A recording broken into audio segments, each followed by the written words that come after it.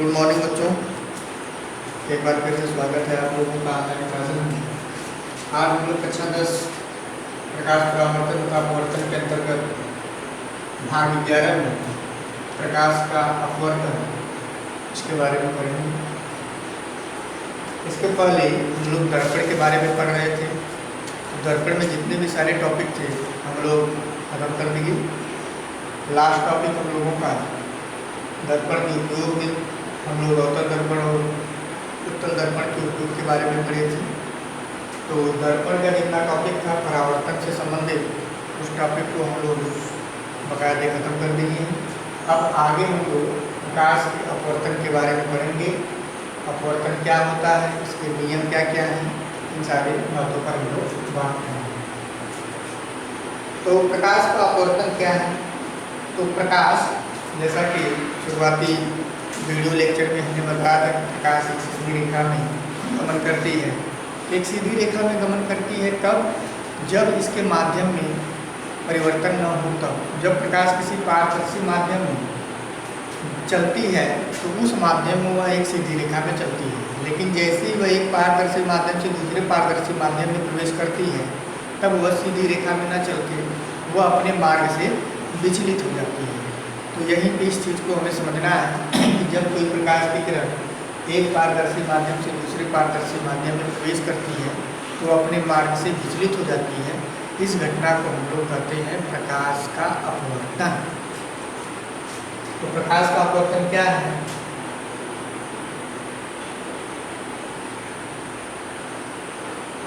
जब प्रकाश किरण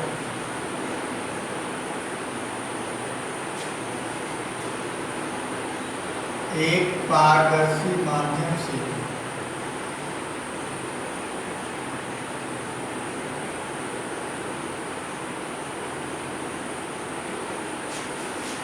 दूसरे पारदर्शी माध्यम में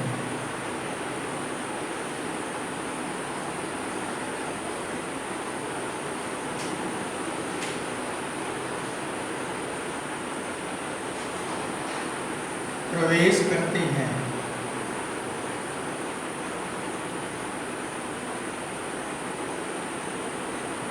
तो यह अपने मार्ग से विचलित हो जाती है।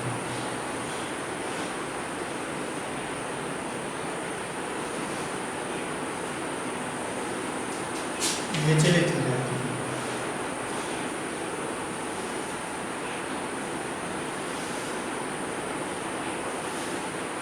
इस घटना को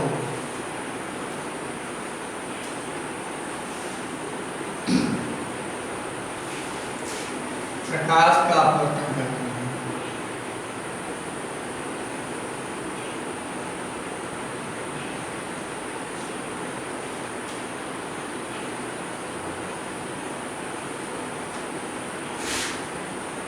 प्रकाश का अपवर्तन करते हैं। तो प्रकाश की किरण जब एक पारदर्शी माध्यम से दूसरे पारदर्शी माध्यम में प्रवेश करती है तो अपने ओरिजिनल मार्ग से, अपने ओरिजिनल पाथ से कुछ डेविएट यानी विचलित हो जाती है। तब वह सीधी रेखा में नहीं चलती है, वह झूठ जाती है, मुड़ जाती है। तो इस घटना को हम लोग कहते हैं प्रकाश का अपवर्तन। इसमें भी और आगे बातें हैं, उन बातों को हमें ऐसे चित्र के द्वारा समझें कि प्रकाश की किरण जब विरल माध्यम से सघन माध्यम में प्रवेश करती है तो क्या होता है, और प्रकाश की किरण जब सघन माध्यम से विरल माध्यम में प्रवेश करती है तो क्या होता है। माध्यम की जो हम बात कर रहे हैं बच्चों, तो माध्यम, प्रकाश कोई पारदर्शी माध्यम में जब गमन करती है तो एक सीधी रेखा में चलती है। और माध्यम दो प्रकार का होता है, एक सरल माध्यम या जिसको हम विरल माध्यम कहें, और एक सघन माध्यम। तो सघन माध्यम क्या होता है, विरल माध्यम क्या होता है, इन सारी चीज़ों को हम लोग यहाँ पर समझेंगे। इसमें हम दो चित्र बना सकते हैं।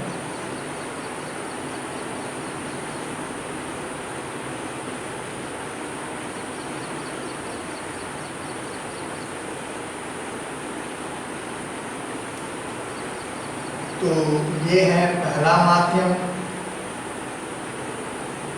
माध्यम एक, और ये है माध्यम दो। कि प्रकाश की किरण पहले माध्यम से दूसरे माध्यम में आ रही है।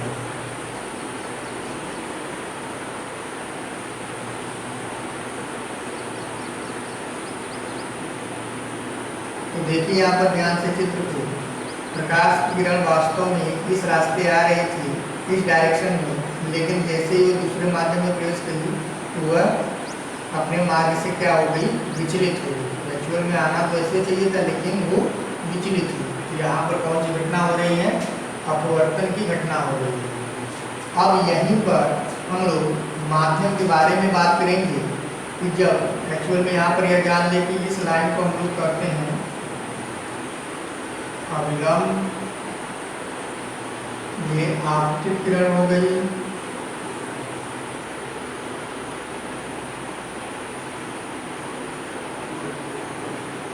और ये अपवर्तित किरण हो गई,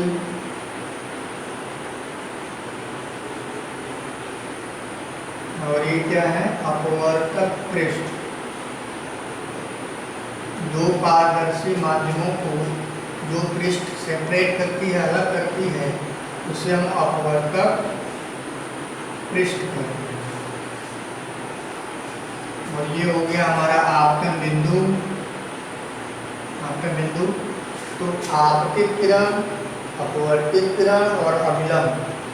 तो हम यहाँ पर देख रहे हैं कि आपतित किरण माध्यम एक से जैसे ही माध्यम में दो जाती है तो वह अविलंब की ओर झुकती है। तो यहाँ पर पहला माध्यम विरल हो गया और दूसरा माध्यम सघन हो गया। अपवर्तित किरण जब अविलंब की ओर झुके तो वह माध्यम सघन होता है। तो आप समझ जाएंगे कि जब वो सघन है तो पहला वाला माध्यम क्या होगा, विरल होगा।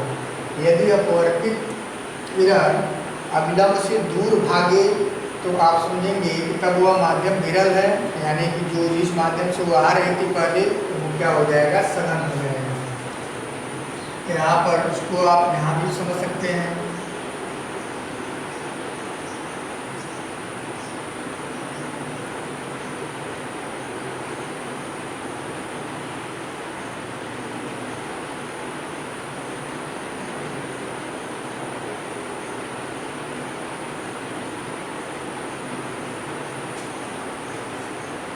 तो यहाँ पर आप सेम चीज़ देख रहे हैं, लेकिन आप डिग्री को अगर ध्यान से देखें तो आपको समझ में आएगा। ये पहला माध्यम था, माध्यम नंबर 1, और ये क्या है, माध्यम नंबर 2। तो यहाँ पर आप देख रहे हैं कि अपवर्तित किरण अविलंब से क्या हो रही है, दूर हट रही है, और यहाँ अपवर्तित किरण अविलंब के ओर झुक रही है। तो ये हो गया हमारा आपतित किरण, और ये हो गया अविलंब। तो जिस माध्यम में अपवर्तित किरण दूर भाग रही है तो वह कौन सा माध्यम होगा, विरल हो जाएगा। तो ये पता चल गया तो दूसरा आप ऑटोमेटिक बता देंगे, तो ये क्या हो जाएगा, सघन। ठीक है, इसमें कुछ और बातें हम लोग याद रखेंगे। आपतित किरण अविलंब के साथ जो कोण बनाती है उसे हम लोग कहते हैं आपतन कोण। अपवर्तित किरण अविलंब के साथ जो कोण बनाती है उसे हम लोग कहते हैं अपवर्तन कोण। यहाँ पे भी आपतित किरण अविलंब के साथ जो कोण बनाई उसे हम कहेंगे आपतन कोण। अपवर्तित किरण अविलंब के साथ जो कोण बना रही है उसे हम कहेंगे अपवर्तन कोण। यहाँ नोट्स में बहुत सारी बातें हम लोग लिख सकते हैं। यहाँ पर हम बता दें आई क्या है, कोण आई आपतन कोण है, आपतन कोण है। और कोण आर क्या है, अपवर्तन कोण है, अपवर्तन कोण। ठीक है, आपतन कोण, अपवर्तन कोण। परावर्तन वाले नियम में हम लोग क्या करते थे, आपतन कोण परावर्तन कोण पढ़ते थे, लेकिन यहाँ पर आपतन कोण और अपवर्तन कोण पढ़ेंगे। तुम्हें नोट्स में क्या क्या जानना है, कि जब प्रकाश की किरण विरल माध्यम से सघन माध्यम में प्रवेश करती है तो वह अविलंब की ओर झुक जाती है। जब प्रकाश किरण विरल से सघन माध्यम में प्रवेश करती है तो वह अविलंब की ओर झुक जाती है। चित्र 1, आप यहाँ चित्र 1 देख रहे हैं और यहाँ चित्र 2। तो यहाँ पर देखेंगे चित्र 1, विरल माध्यम से सघन माध्यम में आने पर अविलंब की ओर झुक गई। तो यहाँ पर इस केस में कोण I जो होता है वह कोण R से क्या होता है, या I always greater than R। I का मान R से क्या होता है, बड़ा होता है। सेकेंड, जब प्रकाश किरण सघन माध्यम से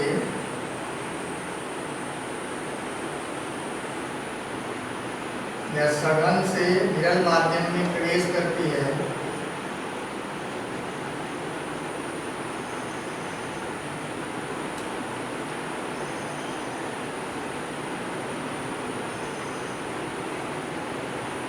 तो वह, तो देखिए सघन से विरल में जा रही है, सघन से विरल में जाने पर वह अविलंब से क्या हो रही है, वह अविलंब से दूर हटती है। इस केस में यहाँ पर आप चित्र 2 को रेफर करेंगे और इस केस में R जो है वह I से बड़ा होता है।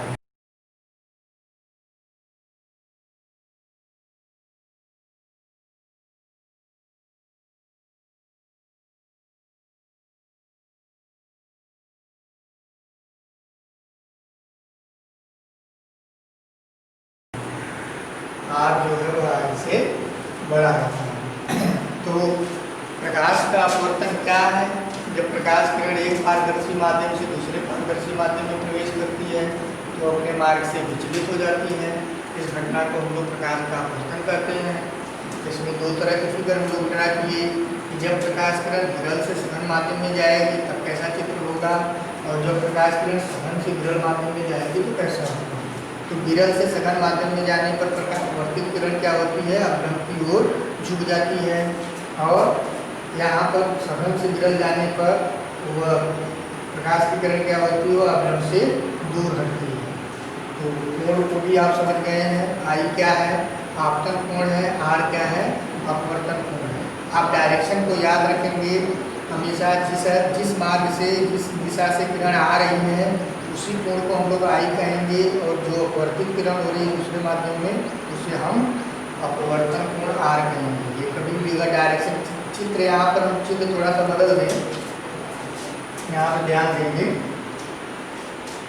प्रकाश की किरण इधर से किरण आ रही है, इसी बात को ध्यान में रखना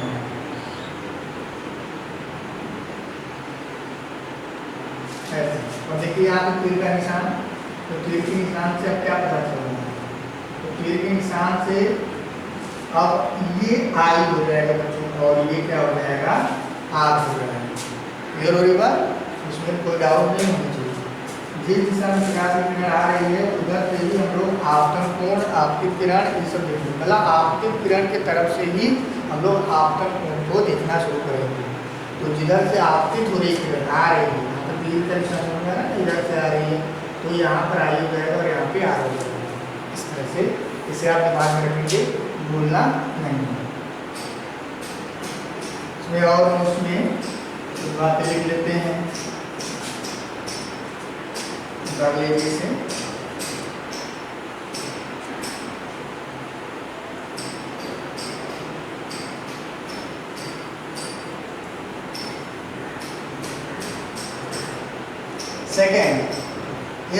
आपतित किरण सीधे अभिलंब के रास्ते ही आए तो क्या है?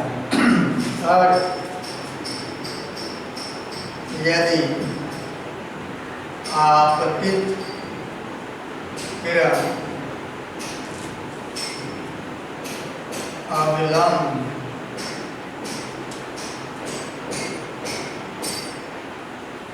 की दिशा में हो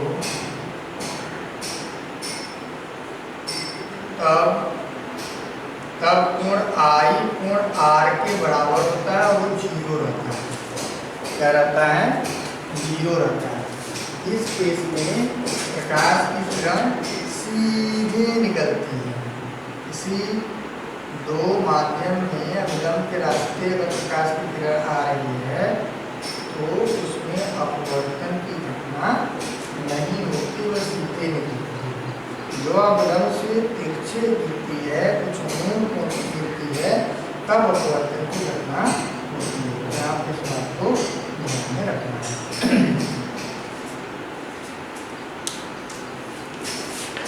तो आगे के वीडियो लेक्चर में हम लोग जानेंगे बच्चों कि अपवर्तन, जिस तरह से हम लोग परावर्तन के नियम के बारे में पढ़ रहे थे, परावर्तन के कितने नियम थे? 2 नियम थे।